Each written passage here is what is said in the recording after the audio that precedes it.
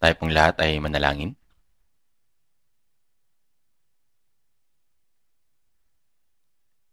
Banal at mahabagin naming Amang Diyos na sa amin na nagmamahal, nagpapasalamat po kami sa iyong dakilang pag-ibig na ikaw ay nahabag sa amin na lumayo sa iyo at tumakad sa kasalanan. At nung hindi ka pa namin kilala, iniligtas mo kami ng walang anumang aming gawa. Inugasan ang aming mga kasalanan magpakailanman sa pamamagitan ng mahalagang dugo ng iyong anak. At ang Panginoong Hesus ang namatay sa halip na kami at nagdanak ang kanyang dugo. Sa oras po na ito, kami na mga tinubos ng iyong mahalagang dugo ay nagpapasalamat na kami ay tinipon mo po sa iyong harapan upang matuto ng iyong salita, upang purihin ka dahil sa iyong dakilang biyaya at magkaroon ng fellowship kasama ka, Panginoon, sa banal mong kapulungan. Sa oras na ito, tignan mo po ang bawat isa sa amin at tawakan ang bawat isa sa pamamagitan ng kamay ng iyong mahabaging biyaya. Marami pa rin sa amin ang may mga pusong mahina at masuwayin. Kaya Panginoon, baguhin mo po kami ng higit pa sa pamamagitan ng iyong salita at pabanalin kami sa pamamagitan ng iyong Espiritu Santo upang kami ay mamuhay sa nalalabi naming buhay bilang mga anak ng Diyos na walang anumang dapat ikahiya. Sa lahat ng mga brothers and sisters, sa maraming churches sa buong bansa at sa buong mundo, na nag-iingat ng kanilang pananampalataya at nangaral ng ebanghelyo sa gitna ng napakaraming kahirapan, inihiling po namin na samahan mo po kami sa pamamagitan ng iyong salita at sa pamamagitan ng kapangyarihan ng iyong Espiritu Santo upang kami ay makapagpatotoo sa iyong ebanghelyo ng may higit na katapangan upang maisakatuparan namin ang kapangyarihan ng Diyos na makapagdala sa iyo ng maraming kaawa-awang kaluluwa sa mga huling araw na ito upang sila ay maligtas. Tulungan mo po kami upang higit na maging sensitibo sa iyong salita at sa iyong banal na kalooban na nais mong ihayag sa amin sa oras na ito. Itinadalangin namin ito sa pangalan ng Panginoong Hesukristo. Amen. Buksan po natin sa ating mga Biblia sa Efeso chapter 2.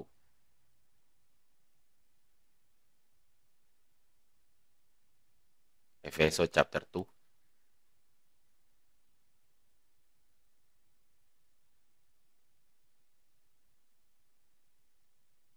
Efeso chapter 2, mula verse 1 hanggang 5. Babasahin po natin ito ng sabay-sabay. Efeso chapter 2, verse 1 to 5. Kayo nooy mga patay sa inyong mga pagsalangsang at mga kasalanan, na dati ninyong nilakaran ayon sa lakad ng sanlibutang ito, ayon sa pinuno ng kapangyarihan ng himpapawid, ng Espiritu na ngayon ay gumagawa sa mga anak ng pagsuway. Tayong lahat ay dating nabuhay sa gitna ng mga ito, sa mga pagnanasa ng laman na ating ginagawa ang mga nais ng laman at ng pag-iisip. At tayo nooy katutubong mga anak ng kapuotan, gaya naman ng mga iba. Ngunit ang Diyos, palibhas ay mayaman sa awa, dahil sa kanyang malaking pag-ibig sa atin, maging noong tayo'y mga patay sa pamamagitan ng ating mga pagsuway, binuhay niya tayo kay Kristo. Sa pamamagitan ng biyaya, kayo'y naligtas.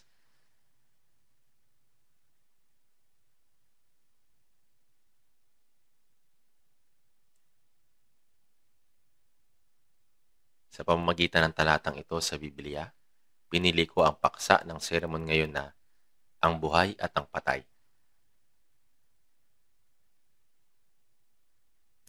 Genesis chapter 2 verse 17, sa halamanan ng Eden, inutusan ng Diyos ang unang taong si Adan. Sa Genesis chapter 2 verse 16 hanggang 17, at iniutos ng Panginoong Diyos sa lalaki na sinabi, malaya ka makakakain mula sa lahat ng punong kahoy sa halamanan. Subalit mula sa punong kahoy ng pagkakilala ng mabuti at masama ay huwag kang kakain, sapagkat sa araw na ikaw ay kumain niyon, ay tiyak na mamamatay ka.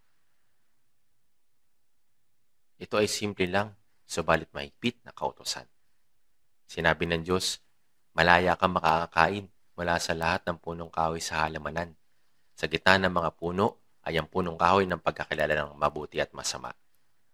Kung kakainin niya ang bunga ng buhay, makakamtan niya ang buhay na walang hanggan.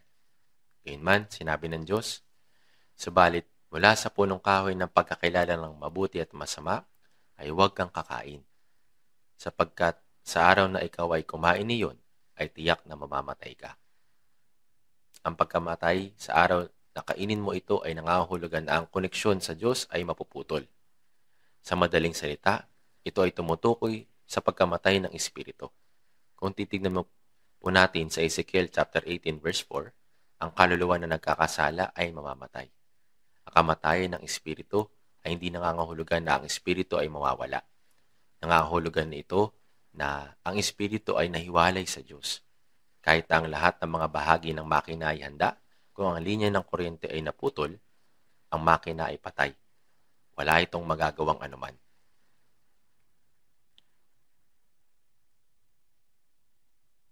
Gayun din, ang pagkahiwalay mula sa fellowship sa Diyos ay nangangahulugan ng espiritual na kamatayan. Kaya kay Adan mayroong isa lamang kautosan, ang huwag mo itong kainin. Kung titignan po ninyo ang 10 utos, 2 lang ang kautosan na kailangan mong gawin at may 8 kautosan na nag-uutos sa iyo na huwag gawin. Ang lahat ng ito ay mga utos na nag-iisang Diyos. Gayunpaman, sa halamanan ng Eden, ang kautosan ay simple. Huwag mo itong kainin. Ang dahilan kung bakit sinabi ng Diyos na huwag itong kainin ay dahil ang pinuno ng kapangyarihan ng himpapawid, si Satanas, ay hindi nakikita sa mga mata ni Adan. Subalit naroroon. Si Lucifer na may pagmamataas na nagnanais na maging katulad ng Diyos at pinalayas mula sa Diyos. At ang kanyang mga tagasunod ay naging mga kaaway ng Diyos.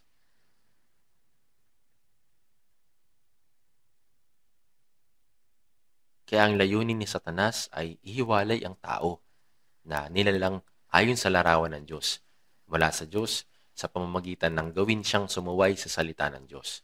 Hilahin siya sa impyerno kung saan pupunta si Satanas. Pintayin tulutan ng Diyos si Satanas na tuksuhin ang mga tao dahil sa isang layunin. Ito ay dahil ang layunin ng paglikha ng Diyos sa mga tao ay iba sa layunin ng paglikha sa mga anghel. Nilikha ng Diyos ang tao upang bigyan siya ng posisyon na maging katulad ng Diyos na pinagnanasahan ng mga anghel. Subalit sa isang kondisyon, dapat ninyong lubos sa sundin ang salita ng Diyos.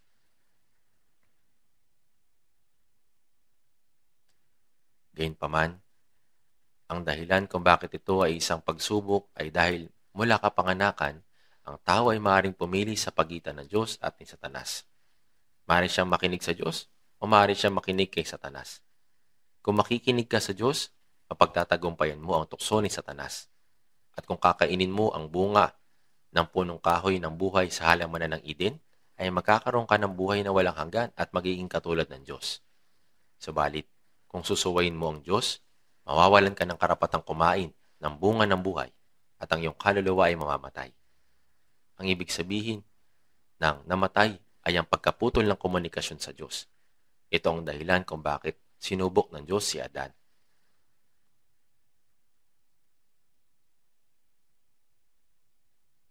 Upang maging katulad ng Diyos, kailangan mong maging karapat-dapat.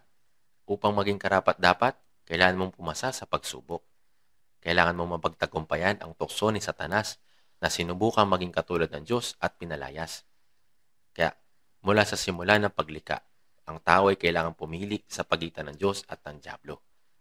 Kung makikinig sa Diyos o makikinig sa dyablo. Ang walang hanggang wakas ay nakasalalay sa kung ano ang pipiliin ng tao.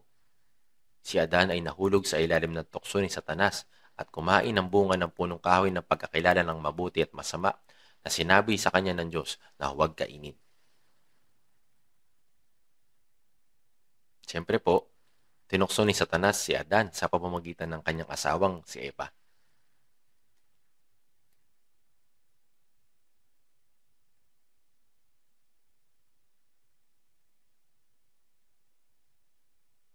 Nalalamang mabuti ng dyablo ang kahinaan ni Adan. Nakikinig si Adan sa kanyang minamahal na asawa, kahit na hindi siya nakikinig kay Satanas. Kaya kapag tinukso ni Satanas ang isang tao, tinutukso niya muna ang taong pinakamalapit sa taong iyon. Kung gusto niyang pagtanim ng maling ideya sa isip ng isang tao, may isa pang tao siyang ginagamit. Kung si Satanas ay direktang pupunta sa taong iyon, ang taong iyon ay hindi makikinig. Kaya, pupunta si Satanas sa isang taong malapit sa kanya upang siya ay tuksohin. At sa pamamagitan ng malapit na taong iyon, maaaring tuksohin ni Satanas ang kanyang taong punteriya. Kaya, gayon pa man, nabigo si Adan sa pagsubok. Hindi lang ito tungkol sa usapin ng huwag kainin. Ibig sabihin po nito, kung makikinig ka sa dyablo, ikaw ay mamamatay. Bilang karagdagan, ang makapasa sa pagsubok ng hindi pagkain mula sa punong kahoy ng pagkakilala ng mabuti at masama ay kinakailangan upang magkaroon ng karapatan na makakain mula sa punong kahoy ng buhay, na magbibigay sa kanila ng buhay na walang hanggan. Nang kumain sila mula sa bunga ng punong kahoy ng pagkakilala ng mabuti at masama, nawala yung karapatan nila na kumain mula sa punong kahoy ng buhay. Sa Genesis chapter 3, pagkatapos na magkasala nila Adan at Eva, sila ay pinalayas mula sa halamanan ng Eden. Sinabi sa Genesis chapter 3 verse 24, at inilagay sa silanganan ng halamanan ng Eden ang mga kerubin at ang isang nagninigas sa tabak na umiikot, isang nagninigas sa tabak, upang bantayan ang daang patungo sa punong kahoy ng buhay. Ang nagniningas sa tabak ay sumisimbolo na kung sino man ang kumain mula sa punong kahoy ng pagkakilala ng mabuti at masama ay hindi makakalapit sa punong kahoy ng buhay. Ang sino man magtangka na kumuha ng bunga ng punong kahoy ng buhay ay mamamatay sa pamamagitan ng tabak nito, na binabantayan ng mga kerubin. Hindi lamang ang karapatan na makakain mula sa punong kahoy ng buhay ang nawala sa kanila. Sila ay pinalaya sa halamanan ng Eden. Binabantayan po ito ng mga kerubin. Mayroon pong tabak na umiikot. At ang ibig sabihin din nito ay nawala yung karapatan nila na makapasok sa walang hanggang langit. Pinalaya sila sa halamanan ng Eden. Ibig sabihin ay nawala yung karapatan nila na makapasok sa walang hanggang langit. Hindi nilikha ng Diyos ang tao upang manirahan lamang dito sa mundo ng pansamantala at pagkatapos ay mamamatay. Ang buhay natin dito sa mundo ay proseso ng paghahanda para sa pagpasok sa walang hanggang langit. Ang makapasa sa pagsubok sa utos na huwag kumain ay kinakailangan. Dumating sa mga taong kamatayan dahil kay Adan. Sabi sa Genesis chapter 2 verse 17, sapagkat sa araw na ikaw ay kumain niyon ay tiyak na mamamatay ka. Si Adan ay hindi pisikal na namatay nung araw na iyon, kundi nabuhay siya hanggang 930 taon at saka siya pisikal na namatay. Gayunpaman, yung espiritual na kamatayan yun nangyari nung araw na iyon. Nasira din ang kanyang relasyon sa Diyos. Si Adan at Eva ay pinalaya sa halamanan ng Eden sapagkat nawala ang kanilang karapatan na manirahan doon. Ganito rin ang nangyari sa atin ngayon.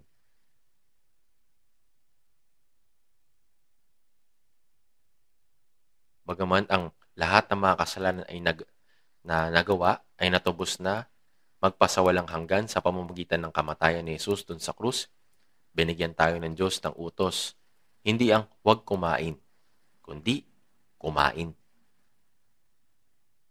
Ang buhay na nawala dahil sa kasalanan ay naipanauli dahil namatay si Jesus sa krus. Pinatawad ang ating mga kasalanan at binuksan ang daang patungo sa punong kahoy ng buhay.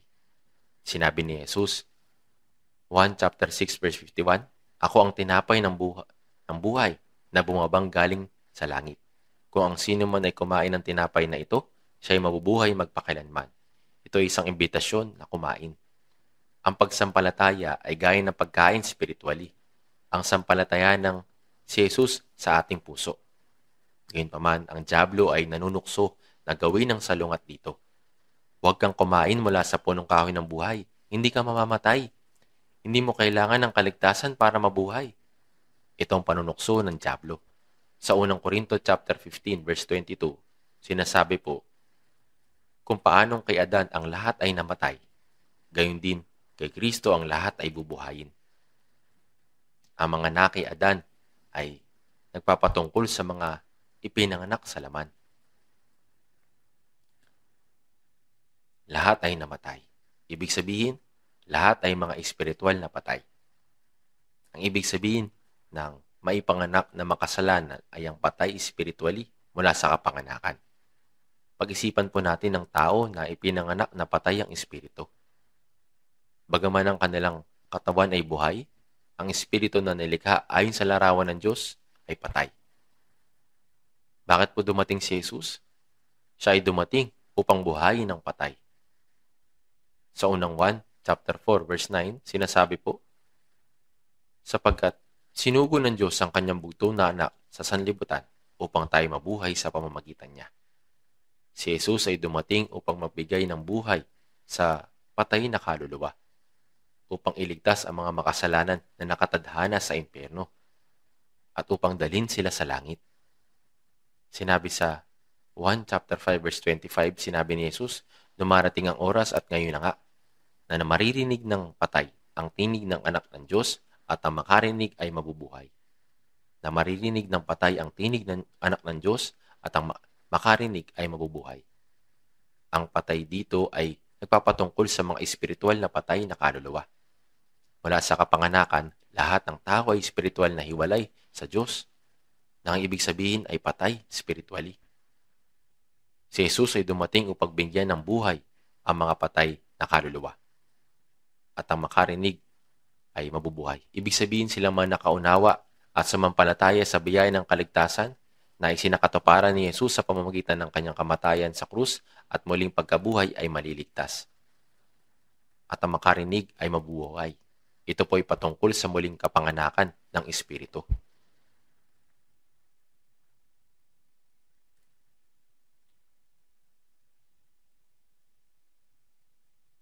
Sa Efeso chapter 2 verse 1, isinulat ni Pablo, kaya nooy mga patay sa inyong mga pagsalangsang at mga kasalanan. Sinabi niya ito sa mga kapatid sa Efeso.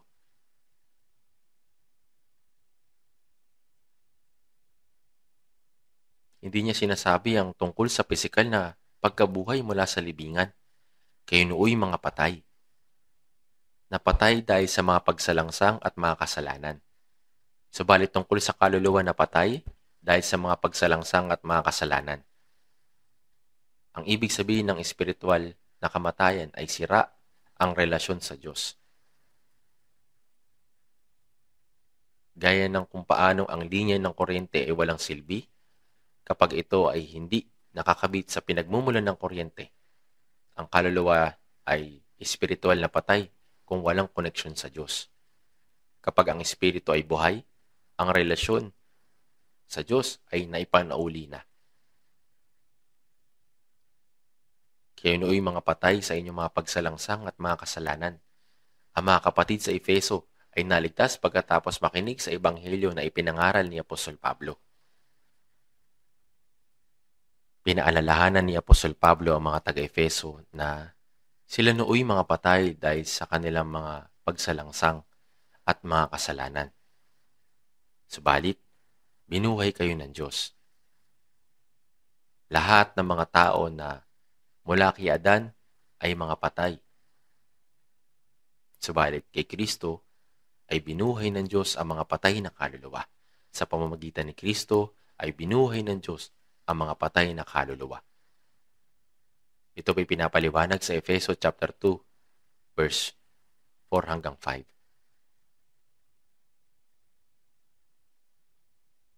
Na si Kristo ay binuhay ng Diyos ang mga patay na kaluluwa sa pamamagitan ni Kristo. Tignan po natin ulit sa Efeso chapter 2 verse 4 hanggang 5.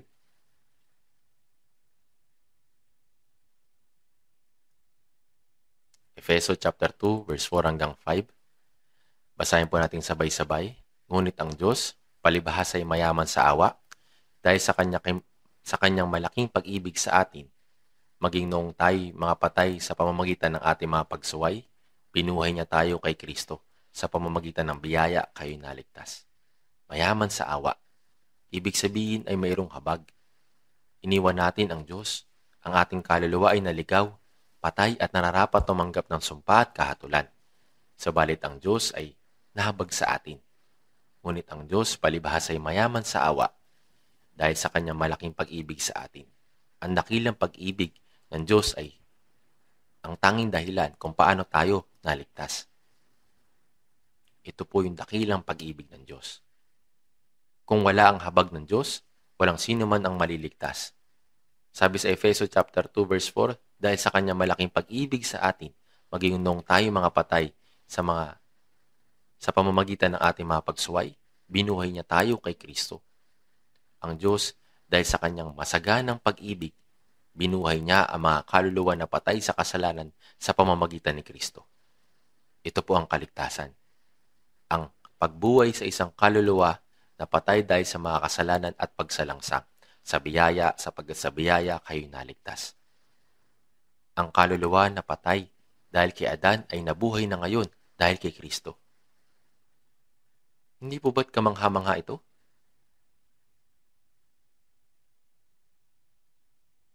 Tingnan po natin sa ating mga Biblia sa Juan chapter 5. Babasahin po natin sa Juan chapter 5 verse 24.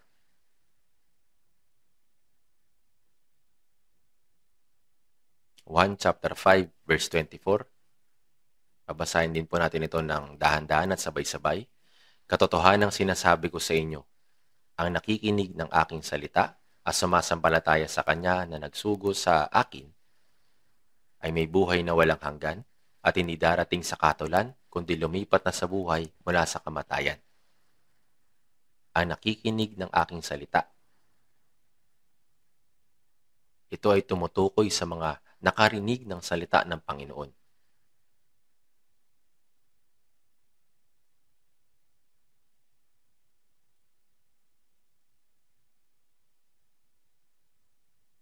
Sila yung mga nakarinig ng salita ng Panginoon na unawahan at sinampalatayanan ito. At sumampalataya sa kanya na nagsugo sa akin. Ibig sabihin nito ay ang manampalataya sa biyaya ng Diyos. May buhay na walang hanggan. Ibig sabihin, sila ay naligtas, na ipanganak na muli at inaring matuwid.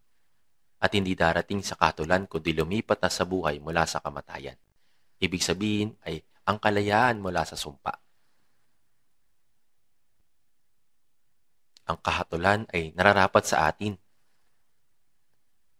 Ang kahatulan na nararapat sa atin ay kinuha na ng Panginoon. Kaya hindi na tayo nakatakda sa kahatulan. Kaya na sinasabi sa kasulatan, kundi lumipat na sa buhay mula sa kamatayan. Sinagip tayo ng Diyos mula sa kapangyarihan ng kasalanan at kamatayan. Nilipat tayo patungo sa buhay. Kinuha ang mga kaluluwa na nakatadhana sa impyerno at binago ang ating tadhana patungo sa langit. Ito ay gaya ng nakasakay tayo sa isang tren na patungo sa impyerno, subalit inilipat tayo sa isang tren na patungong langit. Ngayon, ang walang hanggang tadhana ay inilipat mula sa kamatayan patungo sa buhay. Ito po'y biyaya ng Diyos. Tingnan po natin sa mga Gawa, chapter 26.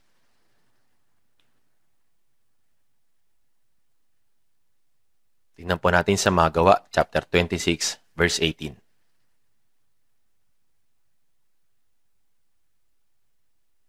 Mga Gawa, chapter 26, verse 18. Babasahin din po natin ito ng sabay-sabay. Upang buksan ng kanilang mga mata at sila'y magbalik mula sa kadiliman tungo sa liwanag at mula sa kapangyarihan ni Satanas tungo sa Diyos, upang makatanggap sila ng kapatawaran ng mga kasalanan at ng isang puok sa piling ng mga ginawang banal sa pamamagitan ng pananampalataya sa akin.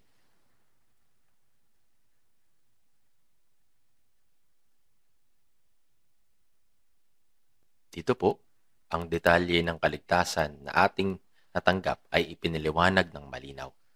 Ang Panginoon ay binuksan ang mga mata ng ating kaluluwa. Sa Juan chapter 9, nakita po natin doon ang kwento ng isang lalaki na ipinanganak na bulag na pinagaling ni Jesus ang mga mata. Ano po yung ipinapakita sa atin ito?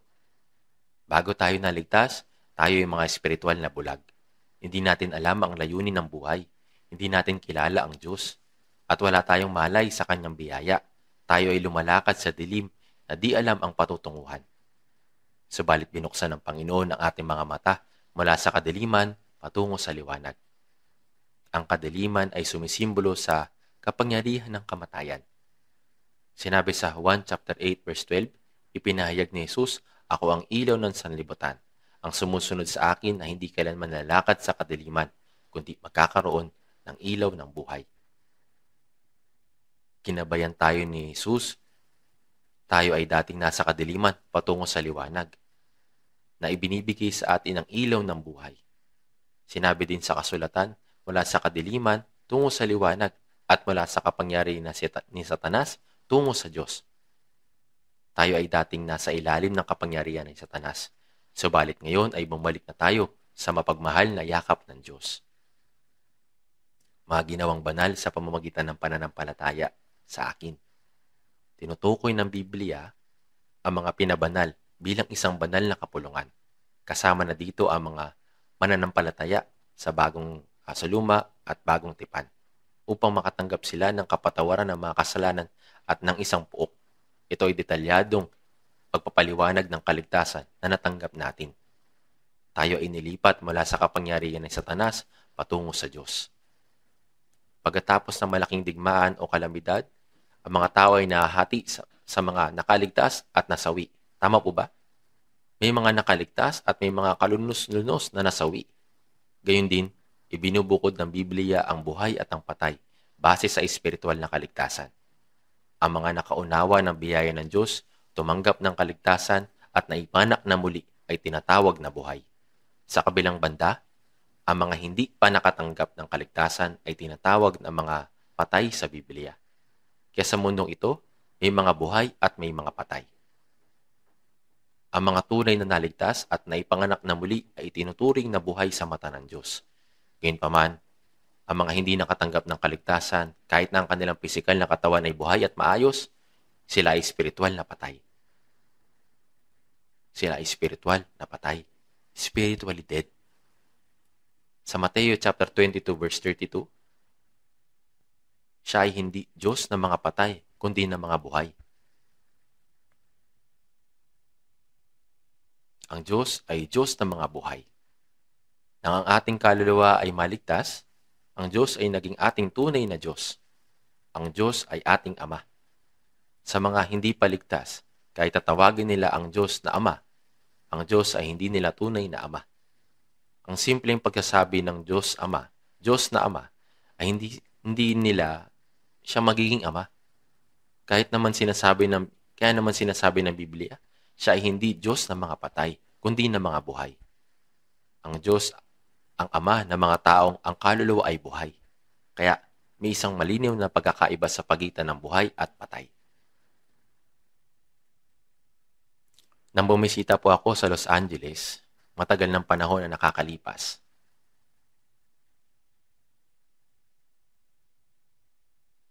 Nagkaroon po ako ng pagkakataon na maka-attain sa isang libing. Na-curious po ako na makita kung ano magiging libing sa Amerika. Ang kanilang mga libingan ay iba sa mga nasa Korea. Sa halip na mga bunton, ang mga iyon ay patag na may mga simpleng lapida na nagbibigay ng impormasyon tulad sa petsa ng kapanganakan at kamatayan ng tao.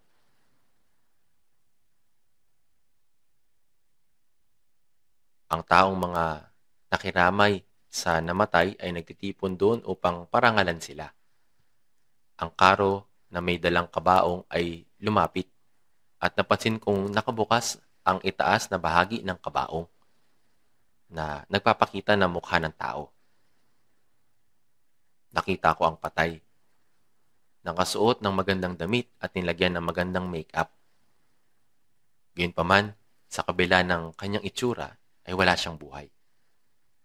Habang pinagmamasan ko po ito, naisip ko, nadamitan sila ng maayos at maganda, ngunit sila ay patay.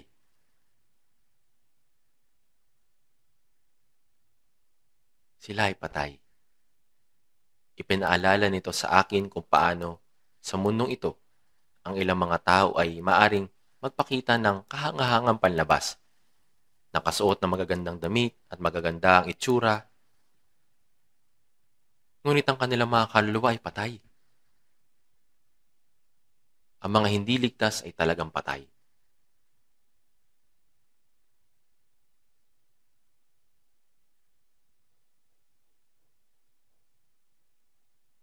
Kahit na maganda yung kanilang damit at maganda yung kanilang itsura, ngunit ang kanilang kaluluwa ay patay. Kaya, meron pong pelikula. Tinatawag natin ito na zombie o ang patay. Sa pelikula, madalas ninyong makita ang mga taong patay ay bumabangon mula sa kanilang mga libingan at nagsisimulang gumalaw, minsan sumasayaw pa. Ang mga iyon ay zombie.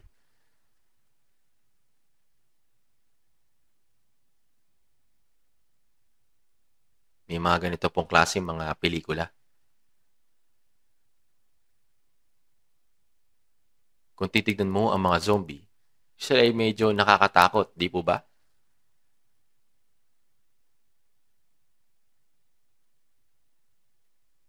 Medyo nakakatakot po sila. Tama po ba?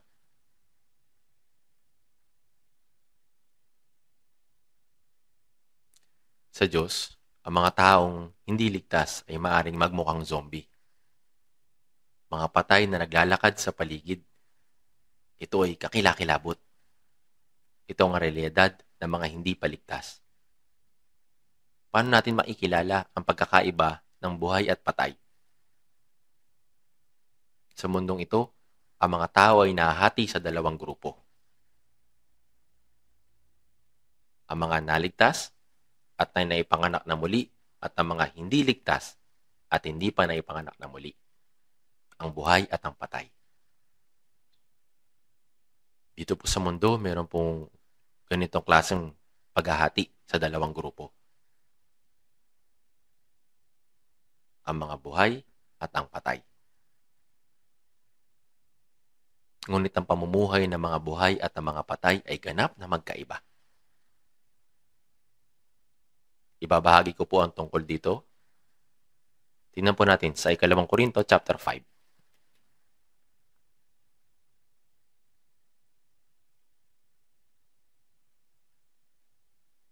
2 Korinto chapter 5 verse 15. Basahin po natin ng sabay-sabay.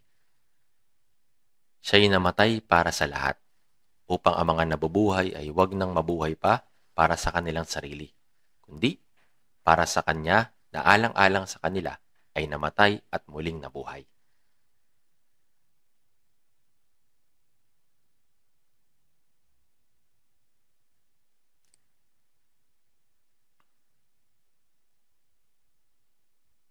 Namatay si Jesus sa ngalan ng lahat ng tao, lahat ng makasalanan.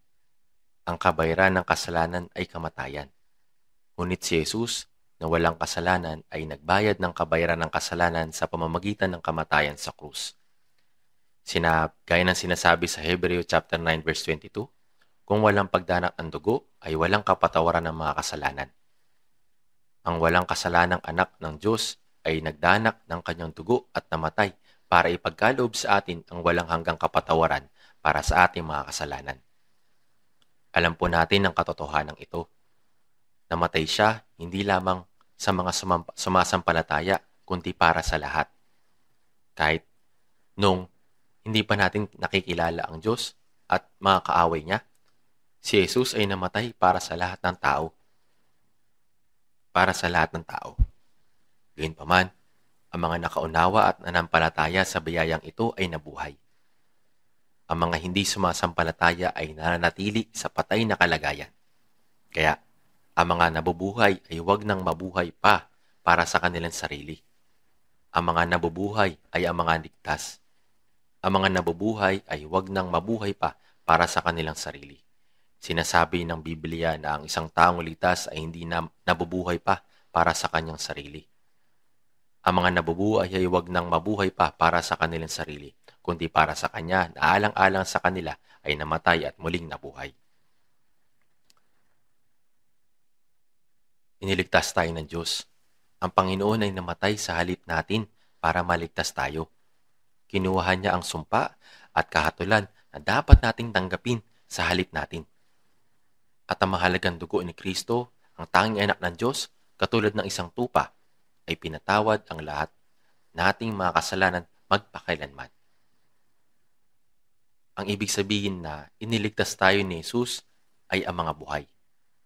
Ang mga taong ligtas ay hindi nabubuhay pa para sa kanilang sarili. Siya'y namatay para sa lahat upang ang mga nabubuhay ay huwag nang mabuhay pa para sa kanilang sarili, kundi para sa Kanya na alang-alang sa kanila ay namatay at muling nabuhay. Itong salitang ito ay isang napakahalagang salita. Opo, nang ang Panginoon ay namatay sa krus, ako ay namatay kasama ng Panginoon. At nang ang Panginoon ay muling nabuhay, nabuhay ako bilang bagong buhay. Kung alam natin na tayo ay naging buhay spiritually, na hindi na natin kailangan pang mabuhay para sa ating sarili. Ang ating espiritu at katawan ay binili ng mahalagang dugo ng Panginoon para mabuhay para sa Panginoon na namatay sa halip natin. Sinabi sa unang Korinto chapter 6 verse 19, kayo ay hindi sa inyong sarili. Sabi sa verse 20, kayo hindi sa inyong sarili sapagkat kayo binili sa isang halaga. Kayo ay hindi sa inyong sarili. Ibig sabihin na hindi na ako nagmamay-ari o magpapasya o hindi na ako maaaring magpasya sa aking sarili, sa aking katawan at sa buong buhay ko ngayon. Kaya sa Roma chapter 14 verse 7 hanggang 8, walang sino man sa atin na nabubuhay sa kanyang sarili at walang sino mang namamatay sa kanyang sarili. Walang sino man sa atin na nabubuhay sa kanyang sarili at walang sino mang namamatay sa kanyang sarili. Mula sa mga ligtas na tao, kung nabubuhay tayo, sa Panginoon tayo nabubuhay. O kung namamatay tayo, sa Panginoon tayo namamatay. Kaya't mabuhay man tayo o mamatay, tayo sa Panginoon. Ang dahilan kung bakit dapat tayong mabuhay para sa Panginoon kung tayo ay mabubuhay o mamamatay ay ang ating katawan at espiritu ay binili na mahal na halaga. Kaya ang ating buhay ay hindi natin pagmamay-ari. Malinaw ba kayong naniniwala dito? Sigurado ba kayo? Kailangan ninyong malaman ang bagay na ito ng eksakto. Eksaktong namatay ang Panginoon sa halip natin at tinubos niya ang ating mga kasalanan at iniligtas ang ating espiritu. Ang ating espiritu na namatay sa kasalanan at mga pagsalangsang ay nabuhay. Pagkatapos, tayo mga naligtas sa pamamagitan ng dakilang biyaya ay dapat naisipin na ang ating katawan at espiritu ay hindi na sa atin kundi sa Kanya dahil binili niya tayo ng isang mahal na halaga. Sinabi sa unang Korinto chapter 7 verse 23, kayo binili sa isang halaga. Huwag kayong maging mga alipin ng mga tao. Hindi dapat tayo maging alipin ng laman o alipin ng pera. Kapag gumawa tayo ng kasalanan, tayo nagiging alipin ng kasalanan. Tama po ba? Ngayon, dapat tayong mamuhay tulad ng buhay na nabubuhay mula sa mga patay. Dapat tayong mamuhay tulad ng buhay na nabubuhay mula sa mga patay. Ang aking espiritu at katawan ay sa Panginoon. Sabi sa unang Korinto chapter 10 verse 31, kaya kung kayo man ay kumakain, umiinom, o anuman ang inyong ginagawa, gawin ninyong lahat sa ikaluluwalhati ng Diyos. Kung kayo man ay kumakain o umiinom, ayon sa unang Korinto chapter 10 verse 31, anuman ang ating ginagawa, dapat nating gawin para sa kaluwalhatian ng Diyos. Kung hindi tayo gagawa para sa kaluwalhatian ng Diyos, ito ay isang pagtataksil laban sa biyaya ng Diyos na nagligtas sa atin. Ang ating buhay ay magiging kabaliktaran. Sapagkat walang sino man sa atin ang nabubuhay para sa kanyang sarili at walang sino mang namamatay para sa kanyang sarili. Sinasabi ng Biblia, hindi ako ganun. Sinasabi ng iba, hindi ako ganun. Meron ba dapat na magkaroon ng ganitong pag-iisip katulad nito? Gustong-gusto ng laman. Ang naligtas tayo, ngunit ayaw mamuhay ayon sa kalooban ng Diyos. Sa Mateo chapter 26 verse 39, nang si Jesus ay nanalangin bago siya ipako sa krus kinabukasan, sabi sa Mateo chapter 26 verse 39, hindi ang ayon sa ibig ko, kundi ang ayon sa ibig mo. Hindi ang ayon sa ibig ko. Ang kanyang kalooban ay nanalangin siya na mawala ang paghihirap dahil si Jesus ay may laman katulad natin. Hindi nito gusto ang kahihiyan at sakit. Kung maaring lumampas na sana sa akin ang kopang ito, gayunpaman, kung kalooban ng Diyos na ako ay mamatay, gayunmay hindi ang ayon sa ibig ko, kundi ang ayon sa ibig mo. Namatay siya ayon sa kalooban ng Diyos. Kaya, iniligtas niya tayo ayon sa kalooban ng Diyos. Opo. Kung kalooban ng Diyos, dapat tayong mabuhay o mamatay. Dapat nating gawin ang lahat para dito. Kung hindi kalooban, bagaman gusto kong gawin, hindi ko dapat gawin. Kung kalooban ng Diyos, bagaman ayaw ko, dapat ko itong gawin. Mabuhay man ako o mamatay. Pakiusap, gawin mo ang ayon sa iyong kalooban. Ito ang buhay ng Kristiyano. Ito ang buhay ng mga buhay. Sa 2 Korinto chapter 5 verse 15, siya ay namatay para sa lahat upang ang mga nabubuhay ay huwag nang mabuhay pa para sa kanilang sarili, kundi para sa kanya na alang-alang sa kanila na namatay at muling nabuhay. Sinasabi ng Biblia na walang sino man sa atin na nabubuhay sa kanyang sarili at walang sino mang namamatay sa kanyang sarili. Sabi sa Roma chapter 4 verse 14 verse 17, kung meron man, ito isang kabaliktaran. Matapos ang kaligtasan, mayroong pag-iisip na nais nating mabuhay para sa Panginoon. Kung walang pag-iisip katulad nito, ang kanilang kaligtasan ay peke. Sinisikap nilang mabuhay para sa Panginoon ngunit madali nilang kinakalimutan ito. At nabubuhay sila para lamang sa kanilang sarili, para lamang sa kanyang tagumpay at kasiyahan. Kaya sinabi ni Apostol Pablo na sa Roma chapter 14 verse 8, kung nabubuhay tayo, sa Panginoon tayo nabubuhay. O kung tayo namamatay, sa Panginoon tayo namamatay. Kaya't mabuhay man tayo o mamatay, tayo sa Panginoon. Ang hindi nakilala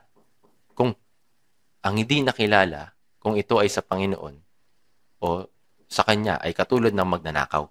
Opo, may nagsabit ng isang damit sa tren, ngunit isa pang lalaki ang nagsabit ng kanyang damit sa itaas nito. Tapos, nang tumingin siya sa kabilang banda, dinukot ng lalaki ang wallet mula sa bulsa at inilagay ang wallet sa bulsa niya. Nangyari po ito ng ganito. Nagkaroon din po ako ng ganitong parehong karanasan. Sumakay ako sa tren at pagbaba ko, ang wallet ko ay wala na. Kailangan ko pa naman sumakay ng bus.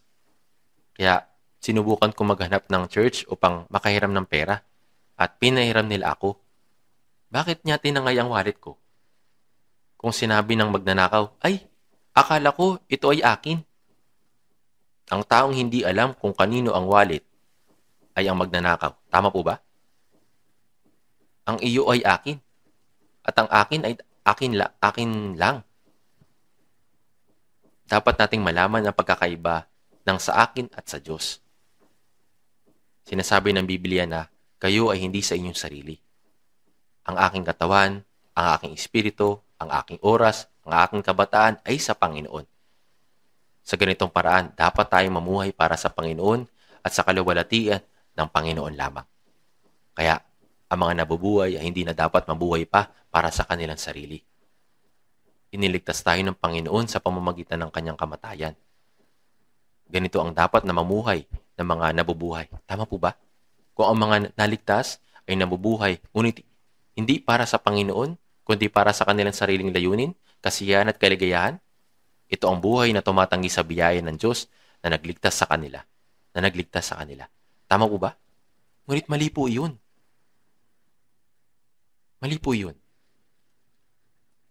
Kaya sa 2 Korinto chapter 5 verse 9, kaya't maging nasa tahanan o malayo sa tahanan, ang aming mitiin ay bigyan siya ng kasiyahan. Ito po'y sinabi ni Apostol Pablo. Maging nasa tahanan o malayo sa tahanan. At sumunod na talata sa 2 Korinto chapter 5 verse 10, ang dahilan kung bakit kailangan nating mabuhay at mamatay para sa Diyos ay dahil tayo haharap sa hukuman ni Kristo. Sabi sa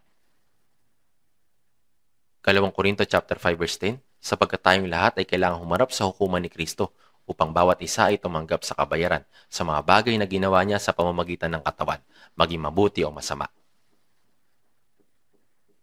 Tayo po'y haharap sa hukuman ni Kristo. Bawat isa po sa atin ay tatanggap ng kabayaran sa mga bagay na ginawa.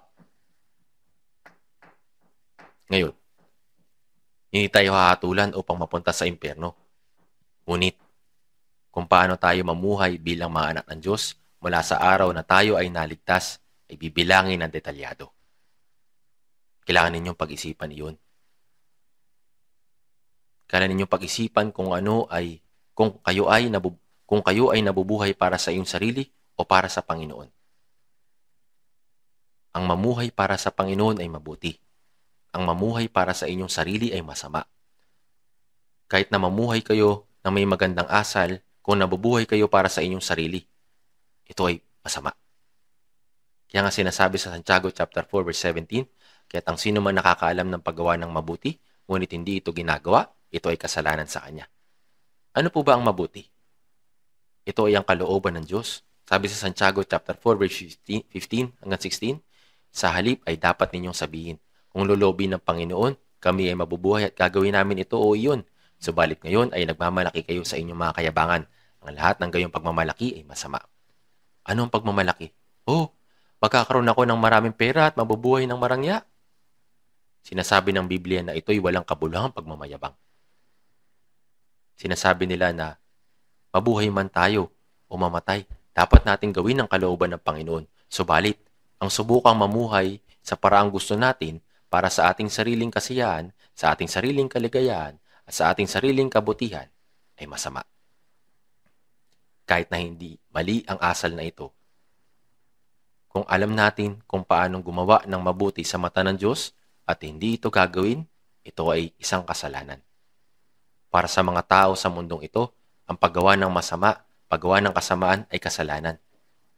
Hindi natin dapat gawin ang masasamang bagay. Sa kabilang banda, dapat natin gawin ang ayon sa kalooban ng Diyos.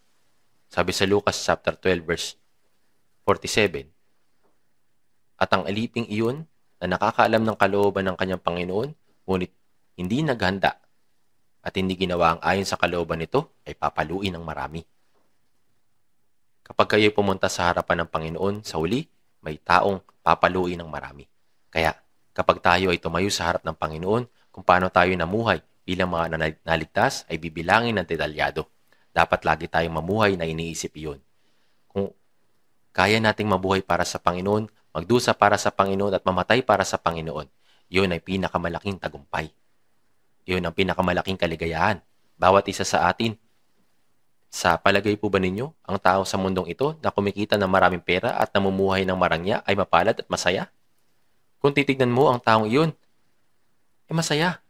Pero tayo ay hindi. Ang mga naligtas ay hindi nabubuhay para sa mundong ito. Kapag humarap tayo sa Panginoon, naghahanda tayo para sa walang hanggang kabilang buhay. Kapag tumayo tayo sa harapan ng Panginoon, kung paano ako namuhay para sa Panginoon ngayon, ay hahatulan. At pagkatapos ay tatanggap ako ng walang hanggang gantimpala. At ang gantimpala ay kalawalatian. May mga tao na mapapahiya magpakailanman. Dapat nating tansyahin iyon at mamuhay. Nakita ng Diyos ang lahat. Sabi sa Ecclesiastes chapter 12 verse 14, sapagkat dadalhin ng Diyos ang bawat gawa sa paghuhukom, pati ang lihim na bagay, maging ito'y mabuti o masama. Ang pamumuhay ayon sa kalooban ng Diyos ay mabuti, at ang hindi mamuhay ayon sa kalooban ng Diyos ay masama, at hahatulan niya tayo dahil dito. Ngayon, dapat mong malaman kung ano ang buhay ng mga nabubuhay. Ako ba ay buhay o patay? Kung ako ay buhay, nabubuhay ba ako tulad ng buhay? Yun na po ang ibig kong sabihin. Naintindihan po ninyo? Ang buhay ay hindi dapat mabuhay tulad ng mga patay. Hindi sila dapat na mamuhay na parang mga zombie. Kaya natin magmaneho ng magandang sasakyan, kumain ng masasarap na pagkain at mamuhay ng masaya. Subalit ano ang silbi nito kung tayo ay magiging zombie? Kung tayo ay zombie. Tama po ba? Kapag tinitignan tayo ng Diyos, nakikita niya tayo bilang mga patay na naglalakad. Nabubuhay ba ang buhay tulad ng mga patay? Ang terminong nabubuhay ay hindi lamang simpleng termino. Tignan po natin sandali sa 2 Korinto chapter 6 verse 17 hanggang 18. 2 Korinto chapter 6 verse 17 hanggang 18. Babasahin din po natin ito ng sabay-sabay. Kaya nga, lumabas kayo sa kanila at humiwalay kayo. 2 Korinto chapter 6 verse 17 hanggang 18. Kaya nga, lumabas kayo sa kanila at humiwalay kayo, sabi ng Panginoon. At huwag kayong humipo ng anumang bagay na marumi, at kayo aking tatanggapin.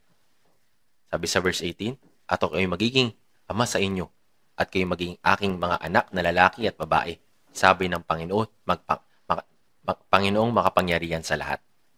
Sabi ng Panginoon, kayo na mga naligtas, ang mga buhay. Sa kanila, mula sa mga hindi ligtas, mula sa kanila na ang kaluluwa ay naligaw pa rin, lumabas kayo sa kanila, humiwalay kayo. Ang salitang simbahan o iglesia ay eklesia na nangangahulugang isang hiwalay na grupo. Ang ating laman ay nabubuhay sa mundo, ngunit hindi tayo kabilang sa mundo. Sinabi ni Jesus sa Juan chapter 15 verse 19, kung tayo taga-sanlibutan, iibigin tayo ng sanlibutan na parang sa Kanya. Ngunit, dahil kayo hindi taga-sanlibutan, kundi kayo pinili ko mula sa sanlibutan, kaya napupot sa inyo ang sanlibutan. Kaya, dapat tayo lumabas mula sa mga hindi ligtas at humiwalay. Tayo na mga naligtas ay hindi maaring pumunta sa malalalim na kabundukan at mamuhay ng hiwalay. At ang ating buhay ay dapat naiiba sa mga tao sa sanlibutan. Lumabas kayo sa kanila at humiwalay kayo. At huwag humipo ng anumang maruming bagay, kasama ng mga ligtas na grupo. Sa madaling salita, huwag madungisan ng mga walang kabuluhang kasalanan ng mundong ito. Sa salita ng Diyos, tatanggapin ko kayo at magiging ama sa inyo, at kayo ay magiging aking mga anak na lalaki at babae, sabi ng Panginoong makapangyarihan sa lahat. Ngayon, bakit binibigyan diin ng Panginoon salitang ito? Huwag kalimutan na kayo ay mga anak ng Diyos. Iyon ang ibig sabihin nito. Iniligtas niya tayo sa iniligtas niya ang mga makasalanang tulad natin at tinanggap tayo upang maging mga anak ng Diyos. At sinabi ng Diyos, ako ang inyong ama. Ako ang inyong ama. Kayo ay magiging aking mga anak na lalaki at babae, sabi ng makapangyarihang Panginoon. Bakit niya binibigyan diin ang makapangyarihang Panginoon? Ang Panginoon na nagligtas sa atin ay ang Diyos na lumikha. Siya ang makapangyarihang Diyos. Kung mamumuhay tayo ayon sa kalooban ng Panginoon, nabubuhay tayo sa kapangyarihan ng Panginoon sa ating buhay. Ang mga tao sa mundong ito ay nabubuhay sa kanilang sariling paraan. Sa anumang paraan. Ang pamumuhay, kung namumuhay tayo ayon sa kalooban ng Panginoon, nabubuhay tayo sa mga pagpapala ng Panginoon. Sinabi sa Mateo chapter 6 verse 33, ngunit hanapin muna ninyo ang kanyang kaharian at ang kanyang katwiran. Ang prioridad ng isang Kristiyano ay ang kanyang kaharian muna. At ang lahat ng mga bagay na ito ay pawang idaragdag sa inyo. Binibigyan tayo ng Diyos ng kailangan natin para sa ating katawan bilang bonus. Sabi sa Mateo chapter 6 verse 32, batid ng inyong Ama sa langit na kailangan ninyo ang lahat ng mga bagay na ito. Kaya ng pag-aalaga sa atin ng ating mga magulang sa lupa nung tayo bata at wala pang alam. Minamahal, pinoprotektahan at tinutulungan tayo ng Diyos ng masigit kaysa sinumang magulang. Kailangan lang nating mamuhay ayon sa kalooban ng Panginoon. Mabuhay man tayo o mamatay, gawin ang kalooban mo. Kung mabubuhay tayo para sa Panginoon at mamamatay para sa Panginoon, iyon ang pinakadakilang kaluwalhatian. Di po ba? Kung mabubuhay tayo para sa ating mga sarili at mamamatay para sa ating sarili, ito ay isang sumpa. Sabi sa Roma chapter 14 verse 7 to 8, walang sino man sa atin na nabubuhay sa kanyang sarili at walang sino mang namamatay sa kanyang sarili. Kung nabubuhay tayo, sa Panginoon tayo nabubuhay. O kung namamatay tayo, sa Panginoon tayo namamatay. Kaya't mabuhay man tayo mamatay, tayo sa Panginoon.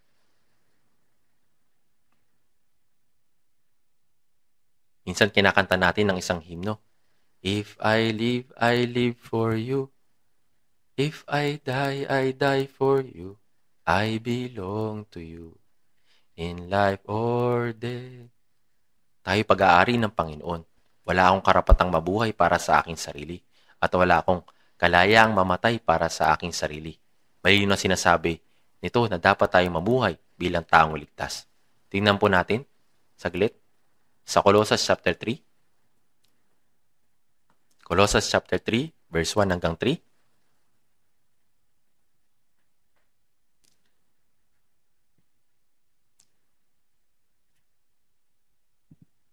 Colossians chapter 3, verse 1 hanggang 3.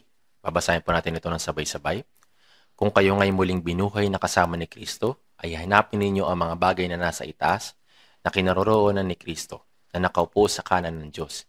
Ituunin ninyo ang inyong pag-iisip sa mga bagay na nasa itaas, hindi sa mga bagay na nasa ibabaw ng lupa, sapagkat kayo'y namatay na, at ang inyong buhay ay natatagong kasama ni Kristo sa Diyos. Kung kayo ngay muling binuhay na kasama ni Kristo, tayo namatay na kasama niya at nabubuhay o nabuhay na kasama niya. Hanapin ninyo ang mga bagay na nasa itaas. Ituunin ninyo ang inyong pag-iisip sa mga bagay na nasa itaas, hindi sa mga bagay na nasa ibabaw ng lupa. Isaalang-alang ang mga bagay na nasa itaas. Hanapin ang mga bagay na nasa itaas, na kinaroroonan ni Kristo na nakaupo sa kanan ng Diyos. Siya'y naghihintay sa atin. Ang Panginoon ding nagligtas sa atin ay nakaupo sa kanan ng Diyos na nanalangin para sa atin at naghihintay para sa atin. Dapat mong pag-isipan iyon. Ituon ninyo ang inyong pag-iisip sa mga bagay na nasa itaas, hindi sa mga bagay na nasa ibabaw ng lupa. Ang mga Kristiyano ay mga taong ang katawan ay nabubuhay sa lupa, pero ang puso ay nasa langit. Sinasabi sa Isaiah 40 verse 31, ngunit sila naghihintay sa Panginoon ay magpapanibagong lakas, sila'y painang lang na may mga pakpak na para mga agila. Sila'y tatakbo at hindi mapapagod. Sila'y lalakad at hindi manghihina. Tayo ay pagod. Hindi tayo pagod. Parang agila na pumapagaspas sa hangin at lumilipad paitaas. Ganun din po ito. I'm pressing on the upward way. New hearts I'm gaining every day. Parang agila na pumapagaspas sa hangin at lumilipad paitaas.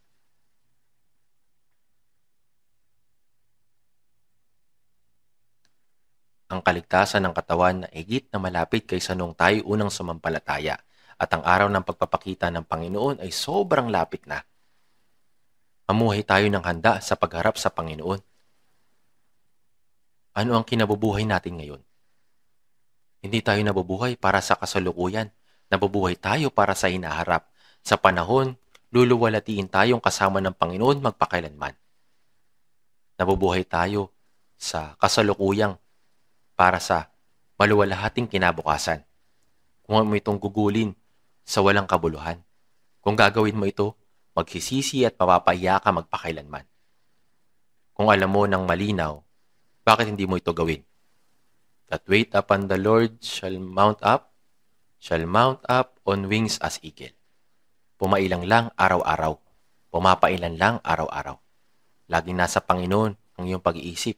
Iyon po ay buhay Kristiyano. Ituon ninyo ang inyong pag-iisip sa mga bagay na nasa itaas, hindi sa mga bagay na nasa lupa. Hindi ba sinasabi sa atin ng Biblia na huwag ituon ang ating puso at mapalapit sa mga bagay ng sanlibutan ito na nasisira at lilipas? Dapat nating maunawaan kung gaano kawalang kabuluhan ang mundong ito. Tama po ba? Sabi sa Lucas chapter 12 verse 20, sa gabing ito ay kukunin ng iyong kaluluwa at kanino kaya mapupunta ang mga bagay na inihanda mo.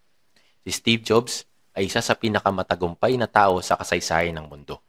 Marami siyang pera. Pero nang siya'y mamatay dahil sa pancreatic cancer, sinabi niya, nabuhay ako gaya ng isang hangal. Kumita lang ng pera. Nabuhay lamang siya para sa kayamanan. Nabuhay ako gaya ng isang hangal. Pero mas mahalagang bagay kaysa pagkita ng pera at pagiging mayaman. May mas importante daw. Pero sa palagay ko, hindi niya naipaliwanag kung ano ito. Kaya, ang mga taong namuhay ng mayaman, kapag sila ay namatay, sasabihin nila, ano ba naman? Nakakabaliw ito. May sinabi ang chairman ng Samsung na si Kun Hee Lee bago siya mamatay. Ito ang sinabi niya sa isang panayam. Kapag namatay ako, may maninirahan sa magandang bahay na ito na aking pagmamayari. At may pagmamayari at may magmamayari ng mga susi ng aking mga mamahaling sasakyan. Sinasabi niya na lahat ng perang kinita niya ay para sa wala. Umasa sila Para bang nabubuhay sila ng 100 o 1,000 taon at maaga silang mamamatay. Namatay din si Steve Jobs sa edad na 56. Sa Lucas chapter 9 verse 59, sinabi ng isang lalaki na susunod sa Diyos, susunod sa Panginoon at nagsabi, Panginoon, hayaan mo munang akong umalis at ilibing ko ang aking ama. Noon, sinabi ni Jesus ang isang bagay na hindi natin kayang unawain kapag iisipin natin ito. Subalit sinabi ni Jesus sa kanya, hayaan mong ilibing ng mga patay ang kanilang sariling patay. Subalit para sa iyo, umayo ka at ipahayag mo ang kaharian ng Diyos. Nangangahulugan po ito na ang mga buhay ay may sariling gawain na dapat gawin at ang mga patay ay may sariling mga gawain na dapat gampanan. Buhay ka. Hayaan ng mga patay na alagaan ng mga patay. Maring ilibing ng mga patay ang kanilang mga patay. Hayaan mong ilibing ng mga patay ang kanilang sariling patay. Ibig bang sabihin ay aalisin ng bangkay ang bangkay? Ang isang tao na pisikal na buhay pero hindi ligtas ay patay. Sa kontekstong ito, ang taong patay sa katawan ay siyang pareho patay na kaluluwa at katawan. Hayaang ilibing ng mga patay ang kanilang mga patay. Kung ikaw ay buhay, umayo ka at ipahayag mo ang kaharian ng Diyos.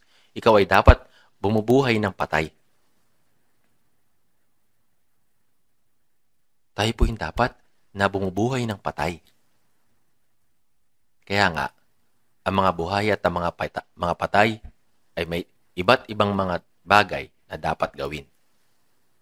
Naiiba dapat ito. Kahit na kumita ng pera ang mga tao at magtrabaho ng gusto at magtagumpay, ito ay isang dead end. Lahat ng ito ay para sa mga patay. Ano pong punto? Pagkatapos ng ilang sandali, nawala ang lahat. Mawawala ang lahat. Lucas chapter 12 verse 20, sa gabing ito ay kukunin ng iyong kaluluwa at kanino kaya mapupunta ang mga bagay na inihanda mo. Walang silbi. Lahat ng ito. Kaya si David, ang hari ng Israel, gumawa ng isang kamanghamanghang gawain sa pagsakop ng mga bansang hintil at lumikha ng isang pinagkaisang kaharian. Pero sa awit 39 verse 6 hanggang 7, sinabi niya, tunay na ang tao ay lumalakad na gaya ng anino. Tunay na sila'y nagkakagulo ng walang kabuluhan. Ang tao ay nagbubunton at hindi nalalaman kung sino magtitipon.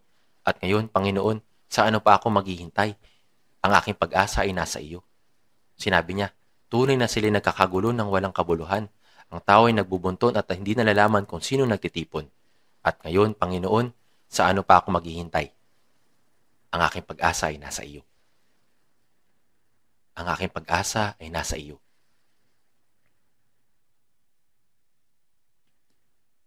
Kinikilala ng taong ipinanganak na muli na ang Diyos ang aking buhay, ang Panginoon ang aking buhay, at ang aking pag-asa. Ayon sa kung paano ako mamuhay, magkakaroon ng gantimpala sa harap ng Panginoon. Ang pag-asa ko ay nasa iyo. Iba ang taong may pag-asa sa Diyos. Ipinapahayag ng Biblia na silang mga naglalagay ng kanilang pag-asa sa mundong ito at nagsisikap na makahanap ng kaligayahan at kasiyahan sa mundong ito. Ituon ninyo ang inyong pag-iisip sa mga bagay na nasa itaas, hindi sa mga bagay na nasa ibabaw ng lupa. May malinaw na pagkakaiba sa pagitan ng mga buhay at ng mga patay. Intindihan po? Itinutuon ng buhay yung kanilang pag-iisip sa mga bagay na nasa itaas, hindi sa mga bagay na nasa lupa. May malinaw na pagkakaiba sa pagitan ng mga buhay at ng mga patay. Naintindihan po? Ituon ng isip sa mga bagay na nasa itaas. Buksan po natin sa Roma chapter 6 verse 4.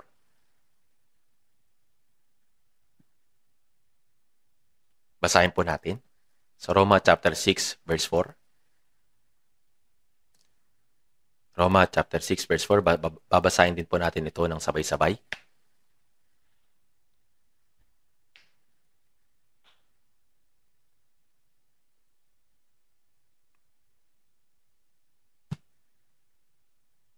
Kaya tayo ay inilibing na kasama niya sa pamamagitan ng bautismo tungo sa kamatayan. na kung paanong si Kristo ay muling nabuhay mula sa mga patay sa pamamagitan ng kaluwalhatian ng Ama, gayon din naman tayo makakalakad sa panibagong buhay. Namatay tayo kasama niya at binuhay na kasama niya.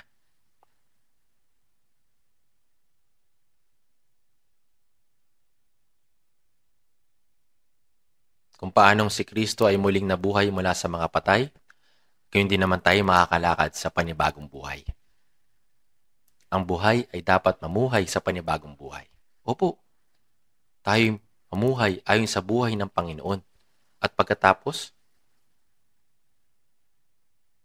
dapat tayo mamuhay ayon sa buhay ng Panginoon. Pagkatapos sabi sa Roma chapter 6, verse 10 hanggang 11, tignan din po natin. Roma chapter 6, verse 10 hanggang 11. Sapagkat ang kamatayan na ikinamatay niya ay kanya ikinamatay sa kasalanan ng minsanan. Ngunit ang buhay na kanya ikinabubuhay ay kanya ikinabubuhay sa Diyos. Ngayon din naman kayo, ituring ninyong kayo tunay na mga patay na sa kasalanan, ngunit mga nabubuhay sa Diyos kay Kristo Jesus. Ituring ninyo na kayo'y tunay na mga patay na sa kasalanan, ngunit mga nabubuhay sa Diyos kay Kristo Jesus. Kaya ano ang dapat nating gawin kung itinuring tayong buhay? Kailan nating mamuhay gaya ng buhay. Hindi mo basta-basta masasabing, ako ay naligtas, ako ay naipanganak na muli, ako ay may pag-asa sa langit. Hindi ko nakikitang tinutupad nila ang kanilang mga salita. Hindi ko alam kung nakuha ba talaga nila. Marahil ang ating church pa rin ang may pinakamataas na porsyento ng mga taong ligtas sa alinmang church. Ito ay magiging mahusay kung ito ay maaaring maging 100%. Walang isang solong tao ang mawawala. Well, hindi ko alam kung gaano kalaki sa mata ng Diyos. Sinasabi mo na ikaw ay ipinanganak na muli, pero ayon sa Biblia, sa pangalan ikaw ay nabubuhay. Sabi sa Santiago chapter 2 verse 26, sapagkat kung paanong ang katawan na walang espiritu ay patay, gayon din naman ang pananampalataya na walang mga gawa ay patay. Maaaring maging patay ka sa harap ng Diyos. Dapat tayong mamuhay bilang mga ligtas. Yan ang ibig sabihin ng mapabilang sa mga nabubuhay. Sabi sa Roma chapter 6 verse 13, at huwag din ninyong ihandog ang mga bahagi ng inyong katawan sa kasalanan bilang kasangkapan ng kasamaan tungo sa kasalanan, kundi ihandog ninyo ang inyong sarili sa Diyos, na tulad sa mga buhay mula sa mga patay, at ang mga bahagi ng inyong katawan bilang kasangkapan ng pagiging matuwid tungo sa Diyos. Tulad ng sinasabi dito, mga buhay mula sa mga patay. Dapat nating iharap ang mga bahagi ng inyong katawan bilang kasangkapan ng pagiging matuwid tungo sa Diyos. Noon, ginagamit natin ang ating katawan para sa kasalanan. Pero ngayon, ay dapat nating gamitin ang mga ito bilang kasangkapan ng pagiging matuwid para sa kaluwalhatian ng Diyos, ng buong katawan at pag-iisip. Kaya sinasabi sa Roma chapter 12 verse 1, inyong ialay ang inyong mga katawan na isang handog na buhay, banal, na kasiyasiya sa Diyos. Hinihingi ito sa atin ng Diyos, ang isang puno. May kilala ninyo sila sa kanilang mga bunga. Ang bawat mabuting puno ay mabuti ang bunga, at hindi maaring mamunga ng masama ang mabuting puno at mamunga ng mabuti ang masamang puno, kaya't nakikilala ninyo sila sa kanilang bunga. Ang pagbabahagi ng patotoo testimony ay mabuti, at mahalaga na mayroon kayong malinaw na patotoo. Ngunit pagkatapos nito, dapat tayo mayroong pamumuhay bilang isang ligtas.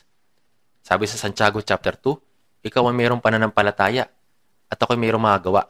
Ipakita mo sa akin ang iyong pananampalatayang walang mga gawa at ipapakita ko sa iyo. Ipapakita ko sa pamamagitan ng aking mga gawa ang aking pananampalataya. Kapag ang isang tao ay naglalakad, dapat sumunod ang anino.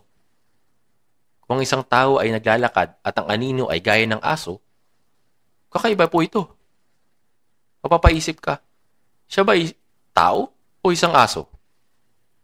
Kung ang sangkap ng ating kaligtasan ay isang tao, kung gayon, ang pagkilos ay dapat sumusunod gaya ng anino.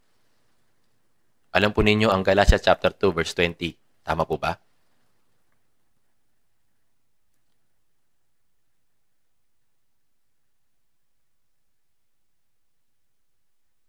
Sinabi doon, ako'y pinakong kasama ni Kristo at hindi na ako nabubuhay, kundi si Kristo ang nabubuhay sa akin. Ang ipinakong kasama si Kristo ay nangangahulugan ng aking mga pagnanasa, mga plano at lahat ng mga kasalanan ay namatay ng kasama niya at natapos na. Ipinako sa krus ni Kristo. Hindi na ako nabubuhay kundi si Kristo ang nabubuhay sa akin. Sinasabi ng isang taong ligtas na hindi na ako nabubuhay kundi si Kristo ang nabubuhay sa akin. Ang isang taong ligtas ay nasa kanila ang Panginoon. Kasi sinasabi sa Roma chapter 8 verse 9, subalit kung ang sino may walang espiritu ni Kristo, siya ay hindi sa kanya. Ang isang taong ligtas ay nasa kanila ang espiritu ni Kristo. Si Kristo ay nananahan sa kanila. Kaya sinasabing, at ang buhay na ikinabubuhay ko ngayon sa laman ay kinabubuhay ko sa pamamagitan ng pananampalataya sa anak ng Diyos na sa akin ay nagmahal at nagbigay ng kanyang sarili dahil sa akin. Ang anak ng Diyos na sa akin ay nagmahal at nagbigay ng kanyang sarili dahil sa akin ay nasa akin. At ang buhay ko ay pinagkatiwala ko sa kanya. Ang buhay ko ngayon ay pinagkakatiwala ko na sa kanya. Sino ang Panginoon ng aking buhay? Dapat po ay ang Panginoon. Hindi na ako. Kapag may pinagawa sa akin ng Panginoon, gagawin ko ito. Kapag may sinabi siya na huwag kong gawin, hindi ko ito gagawin. Kahit pag gustong gusto ko itong gawin. Kapag sinabi niyang humayo ka, ako ay hahayo. Kapag sinabi niyang pumunta, ako ay pupunta. Hindi po ba dapat na maging ganito? Ang Panginoon ang dapat maging Panginoon ng aking buhay. Hindi ang aking sarili ang Panginoon. Ang Panginoon ang aking Panginoon. Ang isang alipin o isang lingkod ay walang kalayaan. Ang isang lingkod ay walang plano o pagnanais o pagnanasa sa kanyang sarili. Sila ay nabubuhay para lamang sa kanilang Panginoon. Kaya naman sinabi ni Pablo sa Roma chapter 1 verse 1, si Pablo na alipin ni Jesucristo. Maging si Jesus ay tinutukoy rin sa Tito chapter 1 verse 1 bilang alipin ng Diyos. Sa Pilipos chapter 2 verse 8, sinabing, naging masunurin hanggang sa kamatayan, maging sa kamatayan man sa krus. Si Jesus rin ay dumating bilang tao at lubos sa sumunod sa salita ng Diyos, maging hanggang sa kamatayan. Ito po ang hinihingi sa atin ng Diyos. Kaya, sino ang Panginoon ng inyong buhay? Ako ba ang Panginoon? Ang Panginoon ng Panginoon ang aking buhay. Sinabi sa Galatia chapter 2 verse 20, at ang buhay na ikinabubuhay ko ngayon sa laman ay kinabubuhay ko sa pamamagitan ng pananampalataya sa anak ng Diyos na sa akin ay nagmahal at nagbigay ng kanyang sarili dahil sa akin. Dahil ang Panginoon ay nasa akin, nabubuhay ako sa pamamagitan ng pananampalataya sa Kanya. Mabuhay man ako o mamatay, ito ay para sa Panginoon. Tignan po natin sandali. Sa Efeso chapter 2. Efeso chapter 2, verse 2 hanggang 3. Basahin po natin sabay-sabay. Na dati ninyong nilakaran ayon sa lakad ng sanlibutan ito, ayon sa pinuno ng kapangyarihan ng himpapawid ng Espiritu na ngayon ay gumagawa sa mga anak ng pagsuway. Tayong lahat ay dating nabuhay sa gitna ng mga ito, sa mga pagnanasa ng laman na ating ginagawa ang mga nais ng laman at ng pag-iisip. At tayo nooy katutubong mga anak ng kapuotan, gaya naman ng mga iba.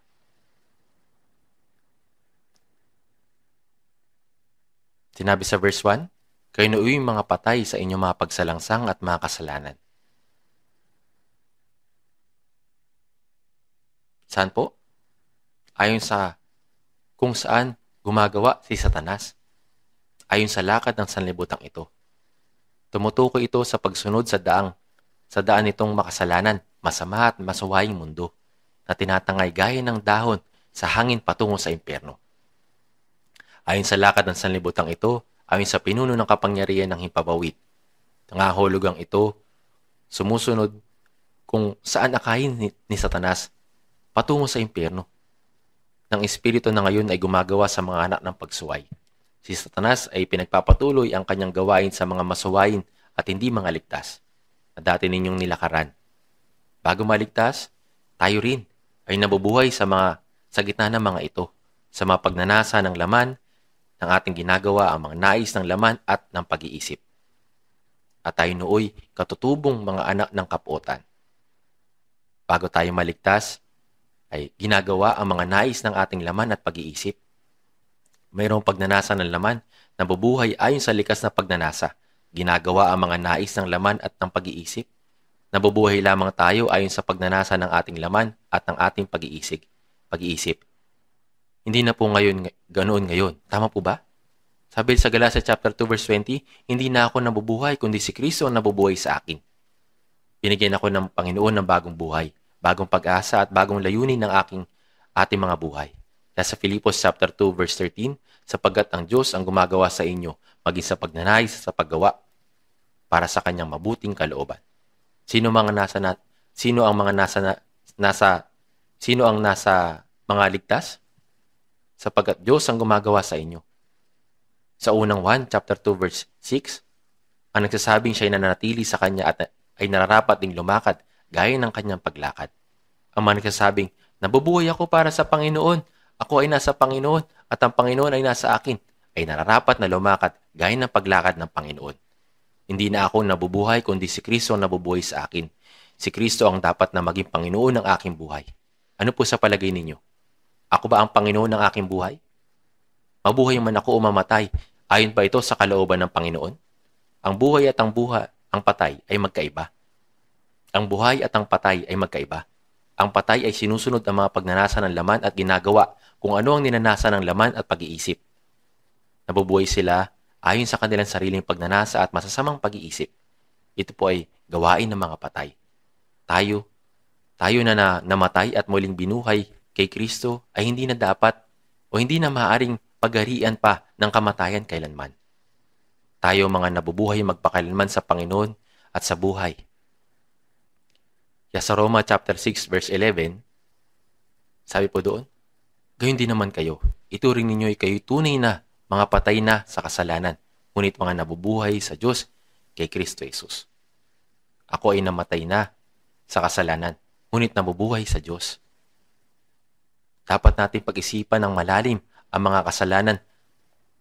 Kung ang mga kasalanan ba ang umaangkin sa akin o ang Panginoon na nasa akin ang umaangkin sa akin. Sabi sa 1 chapter 11 verse 25 hanggang 26, sinabi sa kanya ni Jesus, ako ang muling pagkabuhay at ang buhay. Ang sumasampalataya sa akin, bagaman siya'y mamatay ay mabubuhay. At ang bawat nabubuhay at sumasampalataya sa akin ay hindi mamamatay magpakailanman. Pinaniniwalaan mo ba ito? Ang Panginoon ang muling pagkabuhay at ang buhay. Ito po'y sinabi sa 1 chapter 11 verse 25 to 26. Ang Panginoon ang muling pagkabuhay at ang buhay.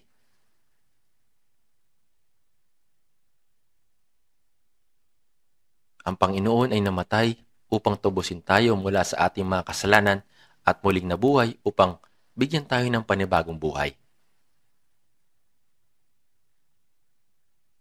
Nabubuhay na tayo sa bagong buhay na ito. Kaya sinasabi sa 1 Pedro chapter 3 verse 15, kundi sa iyong mga puso ay pakabanilin niyo si Kristo bilang Panginoon. Bilang Panginoon. Si Kristo ang dapat na maging Panginoon ng inyong puso. Pakabanilin ninyo si Kristo bilang Panginoon. Kapag si Kristo ang naging Panginoon ng aking puso, ito ay magiging banal. Tama po ba? Sabi sa Lucas chapter 6 verse 46, bakit tinatawag ninyo akong Panginoon, Panginoon, ngunit hindi nyo ginagawa ang sinasabi ko? Ang Panginoon ay nangangahulugang pinuno, master o Panginoon. Ang Diyos ang aking Panginoon. Gawin niyo ninyo si Kristo na Panginoon ng inyong puso, ang Panginoon.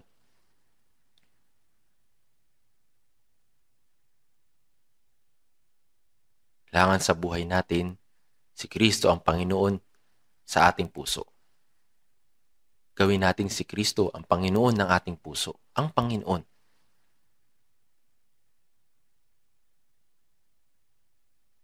Tignan natin sandali sa unang 1. Babasahin din po natin ito ng sabay-sabay. Sa unang 1, chapter 2, verse 15 hanggang 17. Unang 1, chapter 2, verse 15 hanggang 17.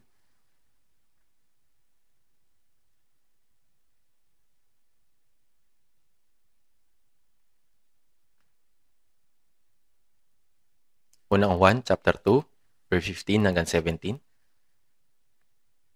Huwag ninyong ibigin ang sanlibutan, ni mga bagay na nasa sanlibutan. Ang pag-ibig ng Ama ay wala sa sino mang umiibig sa sanlibutan.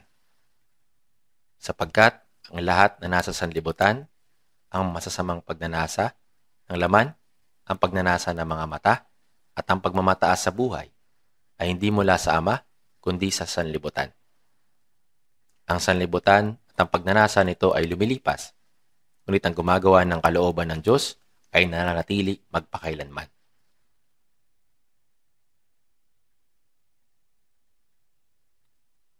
Huwag ninyong ibigin ang sanlibutan, ni ang mga bagay na nasa sanlibutan. Huwag kayong maging malapit dito. Ito po ang kahulugan nito. Ang pag-ibig ng Ama ay wala sa sino mang umiibig sa sanlibutan. Ang sabihing iniibig ko ang sanlibutan at iniibig ko ang Diyos ay isang kasinungalingan. Ang pag-ibig ng Ama ay wala sa sino mang umiibig sa sanlibutan, sapagkat ang lahat ng nasa sanlibutan, ang masamang pagnanasa ng laman, ang pagnanasa ng mga mata, at ang pagmamataas sa buhay ay hindi mula sa Ama, kundi sa sanlibutan.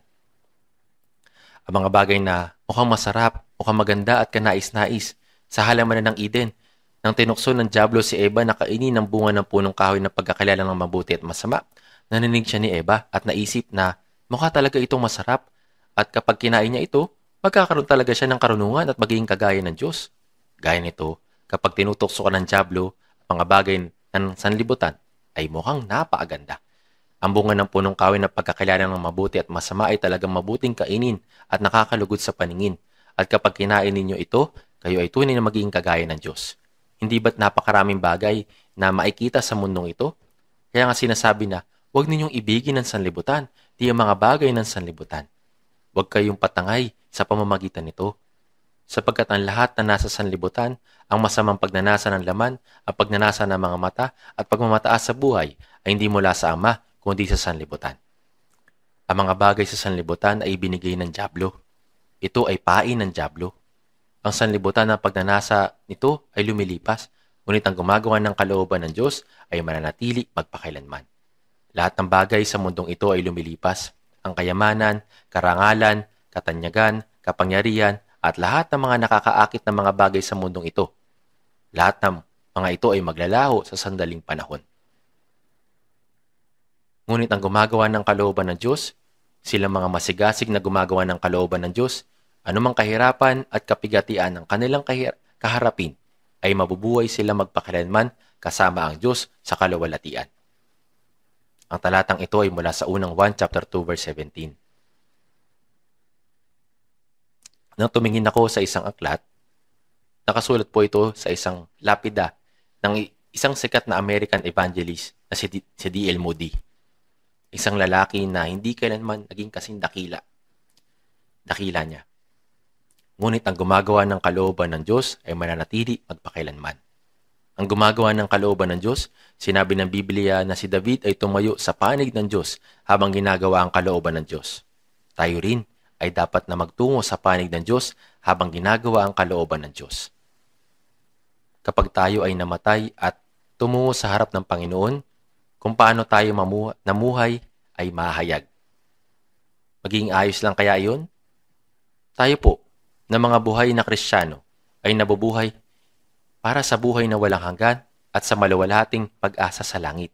Kaya na sinabi sa Ecclesiastes chapter 9 verse 4, subalit siya, nakasama ng lahat ng nabubuhay ay may pag-asa, sapagkat ang buhay na aso ay mas mabuti kaysa patay na leon. Ito po isang